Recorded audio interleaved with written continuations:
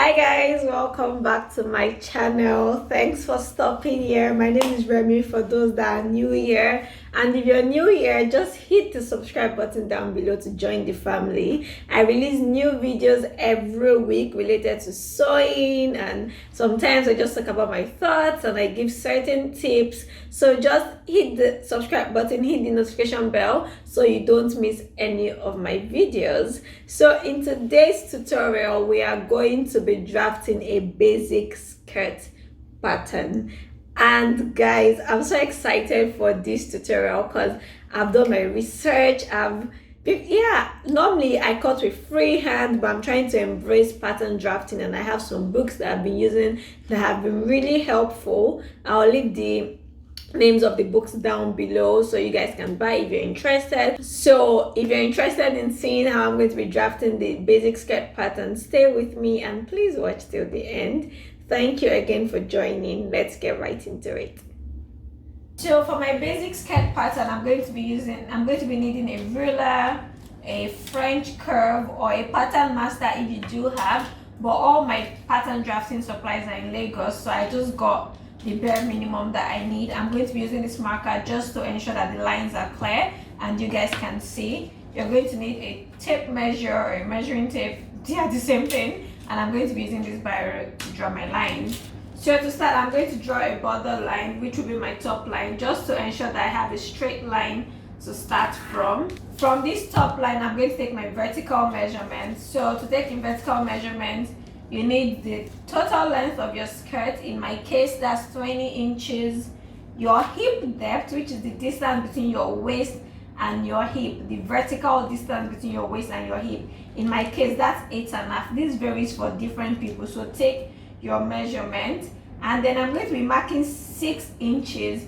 This 6 inches is my yoke line. I've marked out all my vertical measurements. This is my waistline, my yoke line, my hip line, my hem line. So let me just quickly explain what this yoke line means. I don't know if you've noticed, in some skirts, the upper part is like separate from the remaining part of the skirt. I'll try to attach a picture to explain what I mean.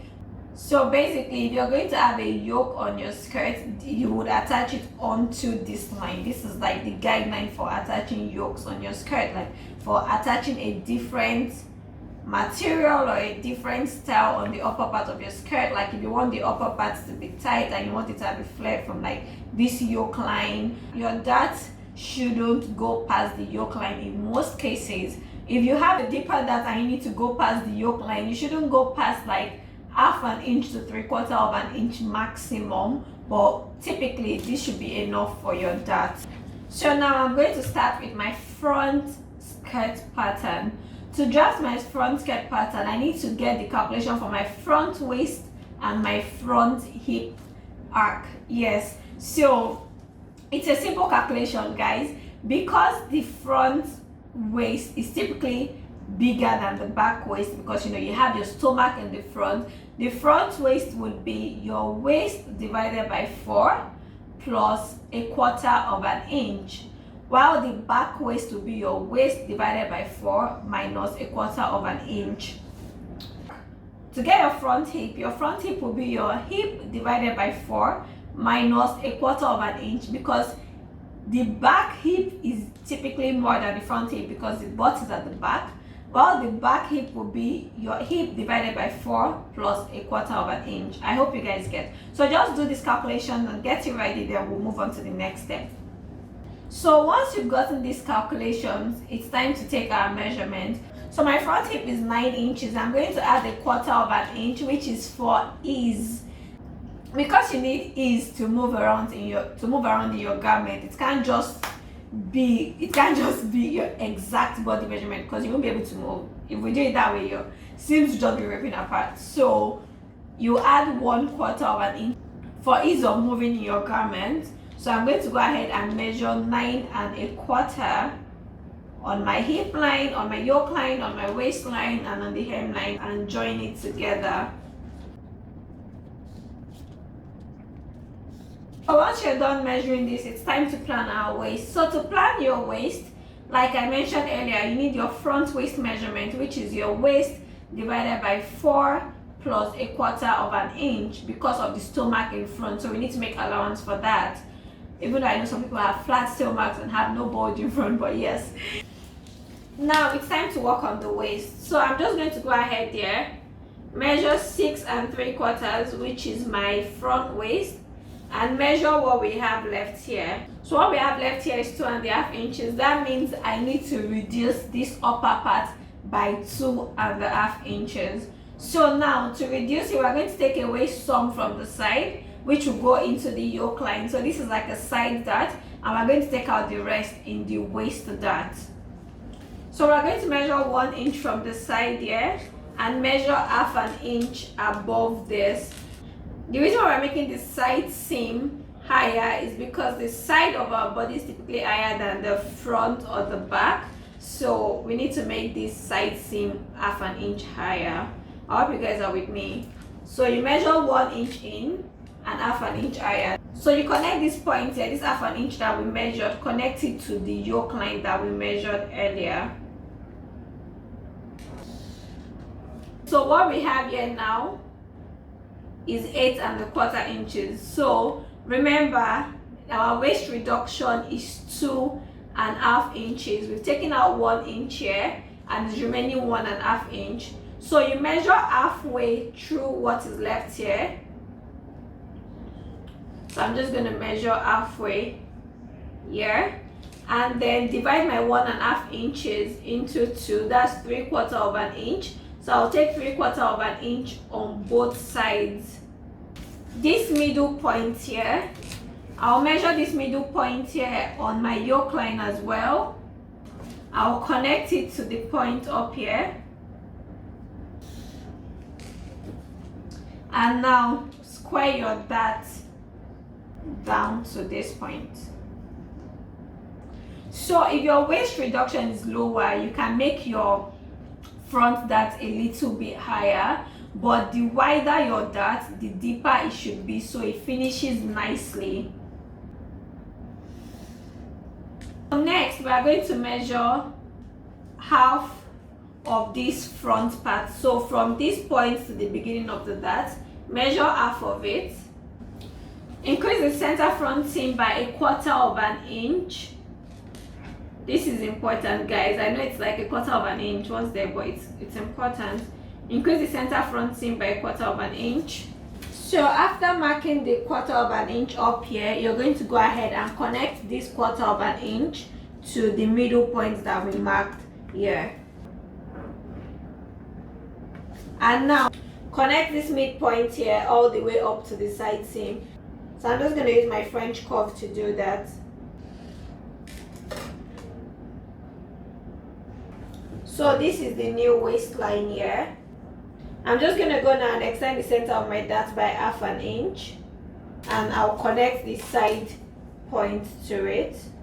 You're doing this so that by the time you actually sew your dart, it finishes off nicely and you are not short of fabric. The next step is to go in by the side with a French curve, because your side isn't a straight line. So just go in with a French curve to give it a nice finish. So I'll do that with a red marker so you guys can see. So this is my new side seam, the red line. So once you're done with this, go ahead and add your seam allowance. This is not compulsory, this is optional, but I prefer to do it. Like, you can decide to leave it like this and add your seam allowance when you're actually about to cut on the fabric, but I prefer to do this because it just makes my life easier, because I tend to forget to add seam allowance actually. So I'm just going to go ahead now and add 1/2 inch all around and at the top, and 1 inch at the hemline.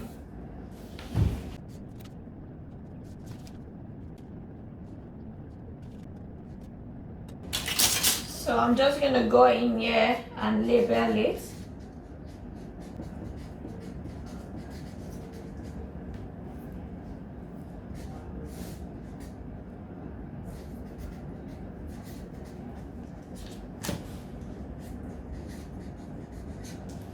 So I used my red marker to indicate seam allowance to make the difference clear. Now we're going to move on to the back pattern. So for the back skirt pattern, go ahead and transfer your points, the waist, the yoke line, the hip line, and the hemline. But in this case, leave about 1 inch for your zip allowance because the zip will go in the back. Now we are going to mark out our back hip line. So the back hip is your hip divided by 4 plus a quarter, because we need to make allowance for the butt at the back. So in my own case, my back hip is 9.5. Go ahead and add 1/4 of an inch for ease.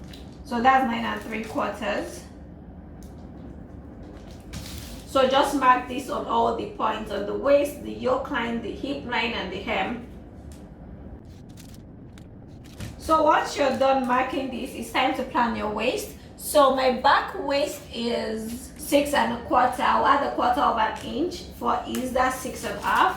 So now measure 6.5 here, and what we have left here is what? 3 1/4. So we're going to take out 1 inch from the side. This is like the equivalent of a side dart, but it will go into this yoke line here and finish off nicely. And measure 1/2 inch above, because the side seam is usually higher than the middle seam, than the center seam. Now I'm going to connect this point here to my yoke line. Once we've done that, from our center back seam, excluding the zip allowance, you won't take your measurement from the zip allowance because this is for the zipper. So from this line here, I'm going to measure all the way to this new side seam and half it. I'm just gonna get half of this, and now I'm going to measure what it actually is. This is 4.3/8 inches. I'm going to mark it on this point here on my yoke line, and then I'm going to come 1/2 inch lower and mark it on that same point. This is because my back dart is going to be slightly deeper than my yoke line, but it shouldn't exceed 1/2 inch, because that, if you exceed 1/2 inch, you're getting too close to your hip line, and that is not advisable. So the remaining 2 1/4, we're going to divide it equally on both sides of this middle point that we marked here, and that will form our dart. So that will give us 1/8 inches on both sides. So I'm just going to mark this, and now I'm going to connect these 2 points here to this point. So this is why I extended my dart line, because this dart is, the depth of this dart is wider, so you want to extend a bit so it tapers off nicely.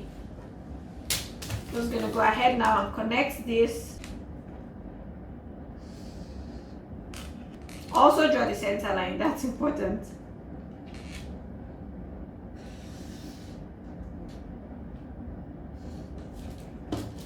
So this is our dart.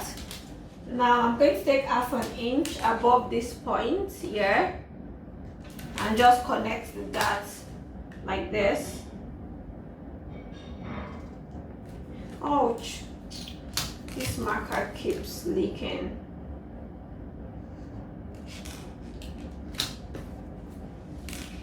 Apologies, my marker keeps leaking, but yes, this is it. So we're almost done. The next step now is to take half of this from this point here to the first dart leg. We're going to measure half of it. Then we're going to connect this raised side seam to this middle point that we measured here. So just connect it. I'm going to use a pen first to just curve this to connect it to this side. Go ahead and use your French curve. So just curve it nicely. I messed it up a little bit here because I was doing wasabi, but yeah, just curve it nicely, and go ahead now to finish up your hip. Because the hip isn't a straight line, we're just going to curve from this point up here and curve it slightly into the yoke line. So that's it. This right here is our new waistline. Now once you're done with this, it's time to add your allowance. So to add the allowance, I'm just going to add 1/2 inch to the side and the upper part, and add 1 inch to the hemline.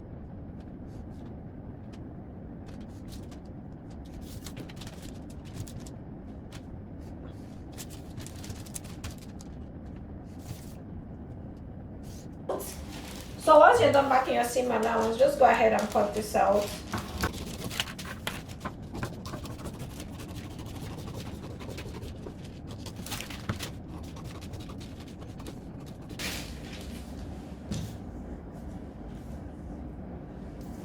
So once you're done, this is your front skirt pattern and this is our back skirt pattern, and that's it. So that's it for this tutorial, how to draft a basic skirt block. You can use it to cut your pencil skirt, to cut your A-line skirt. So in the next tutorial, I'm going to be showing us how to use this to cut an A-line skirt. So how to manipulate this pattern to get an A-line skirt. So yes, thanks again for watching, and don't forget to subscribe if you're yet to. See you in the next video and have a blessed day.